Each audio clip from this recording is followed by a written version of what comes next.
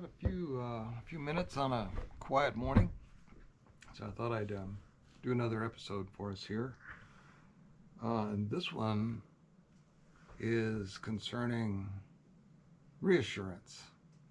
The world's kind of been crazy here lately. So I was wondering how to write an episode of very few words to reassure my viewers that there is hope for the future if you know where to look. So I thought I'd show you where to look. And not just hope, but a roadmap of events that one particular faith of God believes with all its heart is inevitable. I keep hearing that U.S.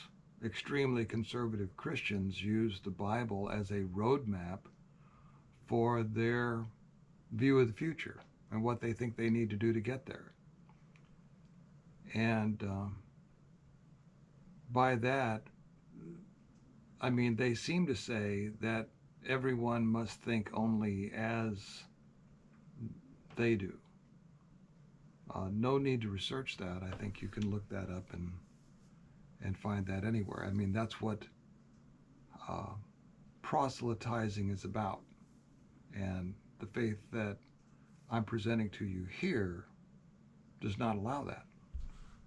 So let's start with this. Quote, with measurement errors negated, what remains is the real and exciting possibility we have misunderstood the universe, unquote. And that is from Adam Rice, professor of physics and astronomy at Johns Hopkins University, to Live Science magazine. And I was thinking, who can claim to fully understand the universe anyway?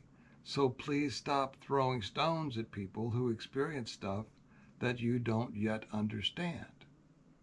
That's all. That would be a great help.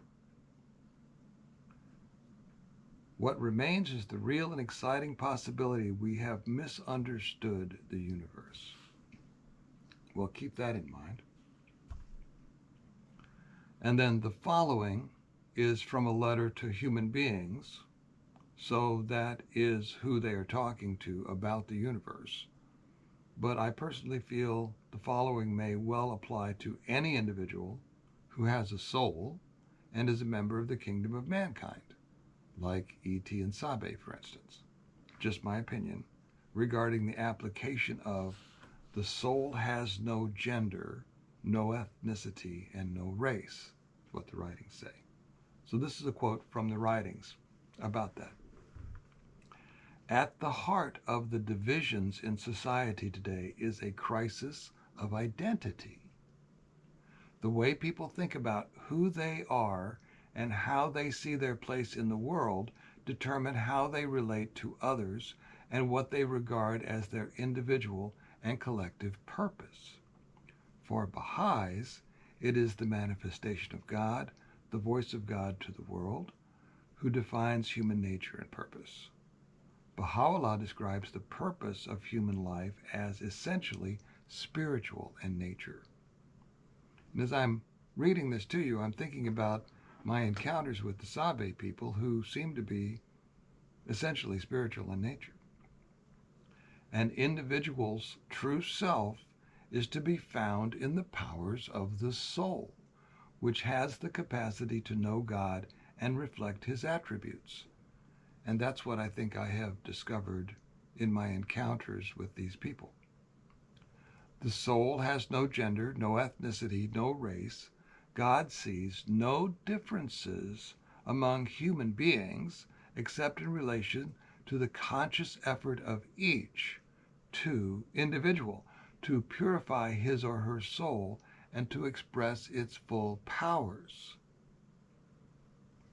which requires an awakening. This, my idea is that means it probably requires an awakening to more fully understand the universe, which science admits it doesn't really understand. In God's sight, going on with the quote, all human beings are as one and have the common duty of knowing and worshiping him and contributing to advancing civilization. This truth is directly related to another, that humanity is one family. A loving Lord has, quote, created all humanity from the same stock, unquote. He has decreed that all shall belong to the same household. Since we have created you all from one same substance, Baha'u'llah has stated, it is incumbent on you to be even as one soul, to walk with the same feet, eat with the same mouth, and dwell in the same land, that from your inmost being, by your deeds and actions, the signs of oneness and the essence of detachment may be made manifest. And all of that arose from the idea that the soul has no gender. And that's the same thing you run into with ufology, that when you scratch the surface, all the questions become existential. The questions get really big in a hurry. Now, just a few days ago, and the previous quote was from the Universal House of Justice to the followers of Baha'u'llah in the Congo. Now, just a few days ago, Steve Istall on his How to Hunt channel asked everybody out there if they knew of any world leaders who are teaching peace. I emailed Steve back, but he gets so many emails no one may ever see my email. But I know of leaders that are. The backstory on this, and you can find it in the Baha'i writings at baha'i.org/library, and there you will learn that the world was offered something called the Most Great Peace and turned it down in 1867. It was turned down by the kings and queens and rulers of the planet at that time. Baha'u'llah's letters to the kings and rulers summoning them to universal peace have been widely published, but not well reported. And that left us, you and me, for now, with the hope of something that the writings refer to as the lesser peace, which is what I'm going to explain to you now, and which I think describes what we are going through in the world today. You be the judge. You may decide I'm way off, and that's okay. In the letter of 29 July 1996, sent on its behalf in reply to an individual, the House of Justice wrote, quote, clearly, the emergence of the lesser peace will be a gradual process, and its various stages will no doubt witness tests and setbacks, as well as great advances. It will certainly include, however, a development of historic importance, that point at which the majority of the world's nation-states formally commit themselves to a global order comprising institutions and laws and equipped with the means by which collective decisions can be enforced. While we cannot at present foresee the precise form that this development will take, much less the point at which it will occur, we recognize that it is a feature of the process of the lesser peace. Now, I was going to cut that quote shorter, but I couldn't think of anything that I could leave out and have it make sense. Further elaboration was provided by the House of Justice when requested by an individual believer to clarify the following passage from the 1996 Rizwan message to the Baha'is of the world. And that is this: however short the path to peace, it will be tortuous. However promising the anticipated event that will set its course, it must mature through a long period of evolution, with its attendant tests, setbacks, and conflicts, towards the moment when it will have emerged under the direct influences of God's faith as the most great peace. That sounds like we may not know it till we see it. As to the lesser peace, Shoghi Effendi has explained that this will initially be a political unity arrived at by decision of the governments of various nations. It will not be established by direct action of the Baha'i community. The lesser peace itself will pass through stages. At the initial stage, the governments will act entirely on their own without the conscious involvement of the faith. Later on, in God's good time, the faith will have direct influence on it in ways indicated by Shoghi Effendi in his The Goal of a New World Order. Now, part of this concerns the systems we live under but take for granted, like the universe that we don't fully understand. The following I'm talking about. Quote, consider too how materialism widens the extremes of wealth and poverty, and how economic injustice produces rifts that intensify prejudice, even among similarly marginalized peoples. Competition for limited resources sullies personal and collective motives and generates hostilities and jealousies that embitter relationships. Now, my own aside on this is just think of recent high-level meetings of national leaders. Does the foregoing apply? You decide. Going on, there are among the factors that create social environments, these are among the factors that create social environments in which ethnic prejudice proliferates. And here's a message to the Baha'is. All well-meaning people have a duty to increase their consciousness of such factors and to strengthen their capacity to counteract them. The influence of culture also has to be borne in mind. Each culture has many salutary elements that are conducive to promoting unity in diversity, which must be reinforced, as well as negative aspects. Each culture has many salutary elements that are conducive to promoting, as well as negative aspects that contribute to breeding prejudice, which must be gradually abandoned. And it goes on. This is the work before you then. How are you to strengthen patterns of interaction that promote unity and diversity and eliminate prevalent social factors that drive prejudice? How is this objective related to your current efforts to build vibrant communities and, more broadly, to contribute to the spiritual and material well-being of your society? This is the House of Justice speaking not to you, but to the Baha'is of the world. If you feel like they're speaking to you, good for you. Shoghi Effendi called on the Friends to scale nobler heights of heroism as humanity plunges into greater depths of despair, degradation, dissension, and distress. The global plans of the Baha'is, that's in parentheses, my parentheses, the global plans seek to build capacity in every human group to counter negative social forces by contributing to social well-being through the applications of the teachings of the faith. And that's what I give you on this channel regarding ufology. Go to baha'i.org/library if you want to look anything else up. That's up to you.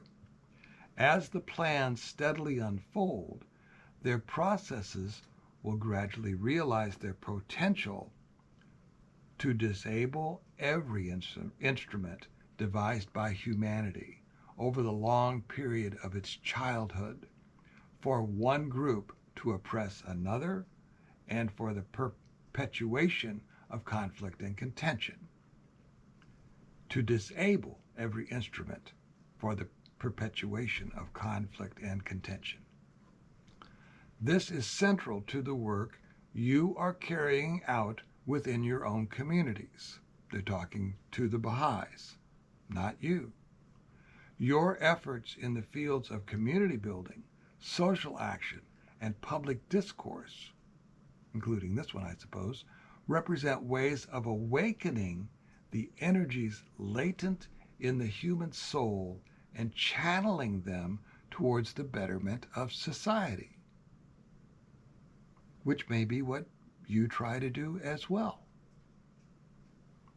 In parentheses, this last is what we are trying to do with the farm where I'm sitting as a brick and mortar location for this work of helping people to become true friends with people they might not otherwise meet. Unity in diversity. So maybe you find that reassuring. I hope so. And if you have any questions about it, ask me or go to baha'i.org/library and look them up.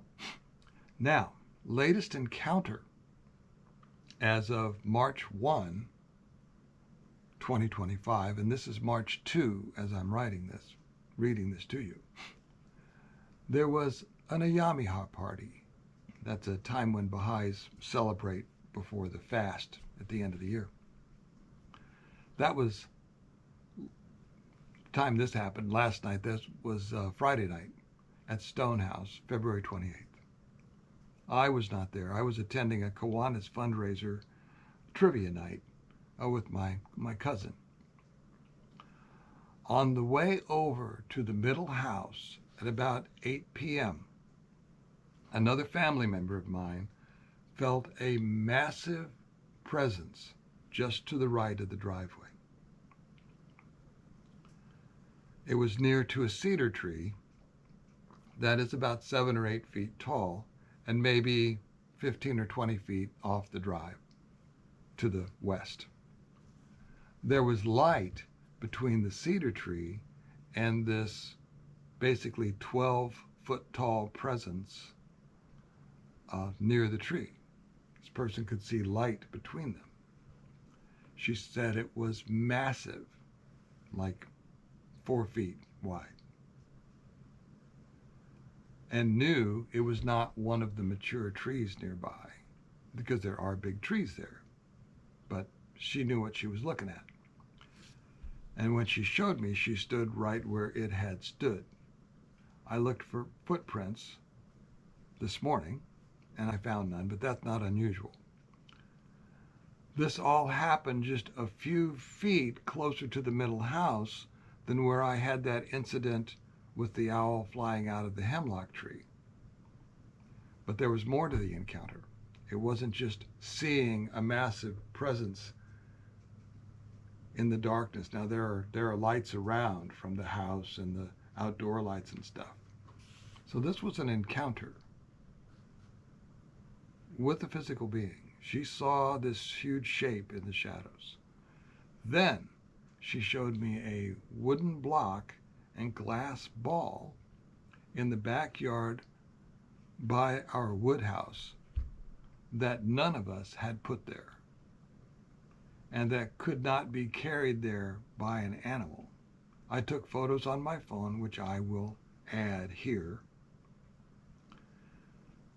I assured that person they were in no danger, and the glass ball is right at the end of the dog run, and the dog run has a little door that goes out to a bigger yard, and that opening had been covered with a trash can lid some years ago.